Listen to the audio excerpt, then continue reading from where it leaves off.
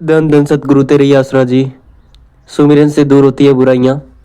पूज्य गुरु जी सच्ची रूहानी रहबर पूज्य गुरु संत डॉक्टर गुरमीत राम रहीम सिंह जी इंसाफ फरमाते हैं कि संसार में वो लोग भाग्यशाली हैं जो संतों की बात सुनकर उस पर अमल अमल कर लिया करते हैं।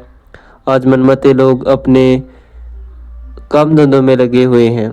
आज मनमते लोग अपने अपने काम धंधों में लगे हुए हैं और अपनी ही वजह से दुखी है। दूसरों को दोष देने से ही नहीं है। आप कोई ऐसे कर्म कर बैठते हैं, कार्य में लीन हो जाते हैं जो गुनाह बन जाता है और सब उसका फल भोगना पड़ता है। जब उसका फल भोगना पड़ता है तब आप सोचते हैं कि मैंने यह कर्म नहीं किया, मैंने तो ऐसा सोचकर नहीं किया था।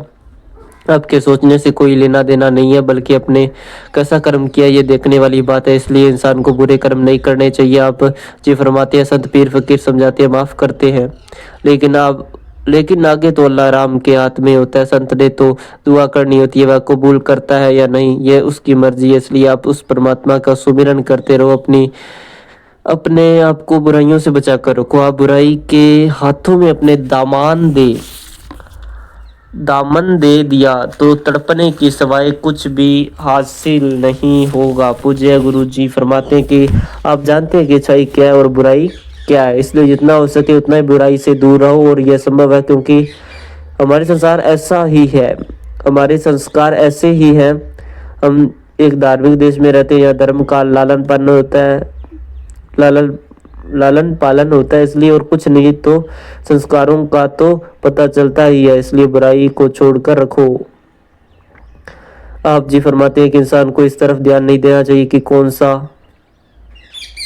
कैसा कर रहा है, इससे आपको क्या मतलब। बस आप अपने आप को सुधार कर रखो। जो अपनी जगह पर सही है वही मालिक की खुशियां प्राप्त करता है। इस संसार से सभी ने एक दिन जाना है। जो अल्लाह भाई गुरु राम का नाम लेकर जाते हैं वो दोनों जान में अमर हो जाते हैं, और जो पाप कर्म करके जाते हैं ना, उनका कोई नाम तक लेना पसंद नहीं करता। इसलिए इंसान को बुराई नहीं करनी चाहिए, क्योंकि बुराई इंसान को दोनों जान में डुबो देती है। धन धन सतगुरु तेरे ही आसरा। शुक्रिया, धन्यवाद। पूज्य गुरु जी के अनमोल वचन आपने सुने और इसी तरह से सुनते रहे, आगे बढ़ते रहे, सुमिरन करते रहे। धन धन सतगुरु तेरा ही आसरा। शुक्रिया, धन्यवाद।